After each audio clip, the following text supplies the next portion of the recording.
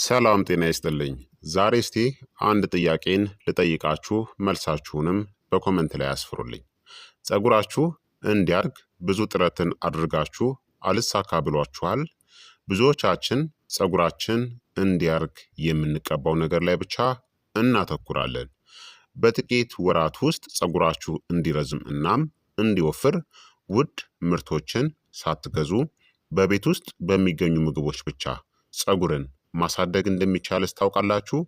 ዛሬ በሳይንስ የተረጋገጡ እናም ፀጉራችሁን በአጭር ጊዜ ውስጥ እድገቱን በሁለት እጥፍ የሚያፋጥኑ 12 ምርጥ ምግቦችን እነግራችኋለሁኝ።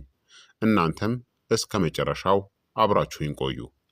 የፀጉር እድገት በውስጣዊ ጤንነታችሁ ላይ ይወሰናል። የፀጉር እድገት የሚወሰነው በሰውነታችሁ ውስጥ በሚከናወነው ነገር እንጂ በውጭ በኩል በምትቀቡት ነገር ብቻ አይደለም። የፀጉር ስሮቻችሁ ወይም ፎሊክልስ ጠንካራ እናም ፈጣን እድገት ያለው ፀጉርን ለማምረት ፕሮቲኖችን፣ ቫይታሚኖች፣ ሚኔራሎችናም ጤናማ ቅባቶች ያስፈልጓቸዋል። በአማካይ ፀጉር በወር ውስጥ ከ1 እስከ 1.5 ሳንቲሜትር ያድጋል። ነገር ግን ትክክለኛ ምግቦች እድገቱን ያፋጥናሉ፣ የፀጉር መርገፍንም ይቀንሳሉ፣ ፀጉር ወፍራም እናም ጠንካራ እንዲሆንም ያደርጋሉ። ታዲያ በተፈጥሮ የፀጉር እድገትን ከፍ የሚያደርጉ ፀጉርን በፍጥነት የሚያሳድጉ 12 ምርጥ ምግቦችን ልንገራችሁ። አንደኛ እንቁላል ነው። የፕሮቲን እና የባዮቲን ምርጥ ጥምረት ነው። ፀጉር የተሰራው ከኬራቲን ከፕሮቲን አይነት ነው። እንቁላል ከፍተኛ ጥራት ያለው ፕሮቲን እናም ለፀጉር እድገት አስፈላጊ የሆነውን ባዮቲንን ይሰጠናል።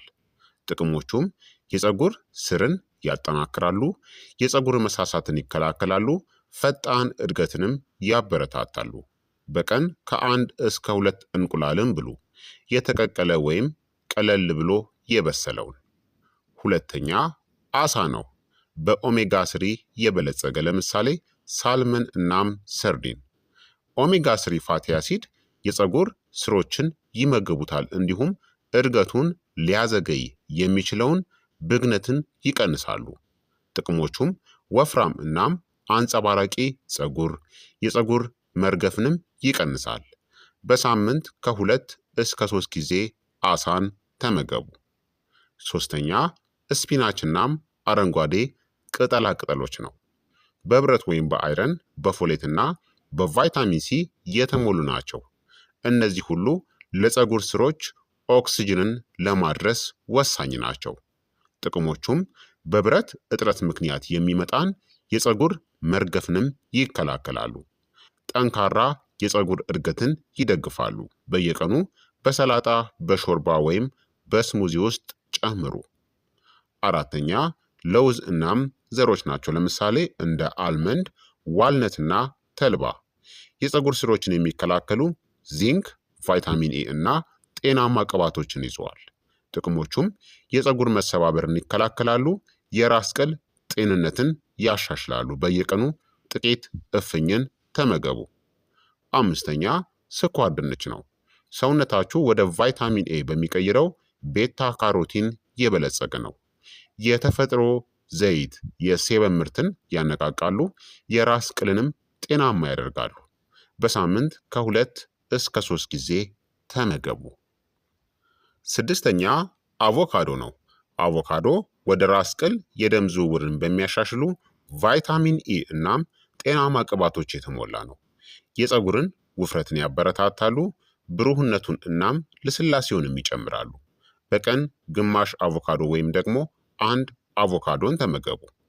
ሰባተኛ የቤሪ ፍሬዎች ናቸው። ለምሳሌ እንደ እንጆሪ እናም ብሉቤሪ። ሰውነታችሁ ኮላጅንን ፀጉርን የሚያጠነክር ፕሮቲንን እንዲያመርት በሚረዳው በቫይታሚን ሲ የበለጸጉ ናቸው። የፀጉር መሰባበርን ይከላከላሉ፣ ፈጣን የሆነ እድገትንም ይደግፋሉ። እንደ መክሰስ ብሉ ወይም በቁርስ ላይ ጨምራችሁ ተመገቡ። ስምንተኛ ባቄላ እናም ምስር ነው። በእጽዋት ፕሮቲን፣ በብረት፣ በዚንክና በባዮቲን የበለጸጉ ናቸው። የማያቋርጥ የፀጉር እድገትን ይደግፋሉ፣ መሳሳትንም ይከላከላሉ። በሳምንት ከ3 እስከ 4 ጊዜ በምግባችሁ ውስጥ አካቱ። 9ኛ እርጎ ነው። ወደ ራስ ቅል የደም ፍሰትን የሚያሻሽሉ ፕሮቲን እናም ቫይታሚን ቢ5ን ይዟል። የፀጉር ስሮችን ያጠናክራሉ፣ የፀጉር መርገፍንም ለመከላከል ይረዳሉ። በየቀኑ ብሉ ወይም ደግሞ እንደ ቁርስ አካል እርጎን ተጠቀሙ። 10ኛ ነጭ ሽንኩርት ነው። ነጭ ሽንኩርት የኮላጅን ምርትን የሚጨምርና የፀጉርን መዋቅርን የሚያጠናክር ሰልፈርን ይዟል። አዲስ የፀጉር እድገትን ያበረታታሉ፣ የራስ ቅል ጤንነትንም ያሻሽላሉ። በምግባችሁ ውስጥ ዘወትር ጨምሩ። 11ኛ ካሮት ነው። ካሮት ለጤናማ የራስ ቅልናም ለፀጉር ሴሎች እድገት አስፈላጊ በሆነው በቫይታሚን ኤ የበለጸገ ነው። የራስ ቅል መድረቅን ይከላከላሉ፣ ጠንካራ የሆነ ፀጉርንም ይደግፋሉ። ጥሬውን ወይም ደግሞ አብስላችሁ ብሉ። 12ኛ ሙሉ ጥራጥሬዎች ናቸው። ለምሳሌ እንደ ኦትስ፣ ገብስና ቡናማ ሩዝ ለፀጉር እድገት አስፈላጊ የሆኑትን ቢ ቫይታሚኖችን፣ ብረትና ዚንክን ይሰጣሉ። ለፀጉር ሴሎች ምርት የሚሆን ኃይልን ይደግፋሉ፣ የፀጉር መርገፍንም ይቀንሳሉ። የተፈተጉ እህሎችን በሙሉ ጥራጥሬዎችም ተኩ። ታዲያ ለፈጣን የፀጉር እድገት ቁልፍ የሆኑ ንጥረ ነገሮች የፀጉር እድገትን በእውነት ከፍ ለማድረግ በእነዚህ ላይ ትኩረት አድርጉ። በፕሮቲን ላይ ፕሮቲን ፀጉርን ይገነባል፣ እንደ እንቁላል፣ ባቄላ እና አሳን ተመገቡ። በብረት ወይም ደግሞ በአይረን ላይ አይረን የፀጉር መርገፍን ይከላከላል፣ እንደ ስፒናችና ምስርን ተመገቡ። በባዮቲን ላይ ባዮቲን ፀጉርን ያጠናክራል፣ እንቁላል እና ለውዝን በደንብ ተመገቡ። በኦሜጋ ስሪ ላይ ኦሜጋ ስሪ የራስ ቅልን ይመግባል፣ አሳ እናም ሲርስ የምንላቸው እንደ ተልባና ቺያ ሲርስን ተጠቀሙ። በቫይታሚን ሲ ላይ ቫይታሚን ሲ ኮላጅንን ይጨምራል፣ ቤሪዎችንና የሎሚ ዝርያዎችን ወይም ሲትረስ ፍራፍሬዎችን ተመገቡ። ታዲያ የፀጉር እድገትን ደግሞ የሚያዘገዩ ምግቦችን አስወግዱ። ጥሩ ምግቦችን ብትመገቡም እንኳን እነዚህን ምግቦችን የምትጠቀሙ ከሆነ አይረዷችሁም። ከመጠን በላይ ስኳርን፣ የተቀነባበሩ ወይም ደግሞ ፕሮሰስድ የሆኑ ምግቦችን፣ ጀንክ ፉድና ከመጠን በላይ አልኮልን፣ እነዚህ የፀጉር ስሮችን ይጎዳሉ እናም የፀጉር መርገፍንም ይጨምራሉ። ታዲያ ቀላል የሆነ የዕለት ተዕለት የፀጉር እድገትን ልምድ ከፈለጋችሁ ጠዋት ላይ እንቁላልና ፍራፍሬን ተመገቡ። ምሳ ላይ ባቄላ እና ምስርና አረንጓዴ ቅጠላ ቅጠሎችን፣ መክሰስ ላይ ለውዝና እርጎን፣ እራት ላይ አሳ ወይም ሙሉ ጥራጥሬ እና አትክልቶችን በአመጋገባችሁ ውስጥ በየቀኑ አካቱ። ታዲያ የፀጉር እድገት በአንድ ተአምራዊ ምግብ ላይ የተመሰረተ አይደለም።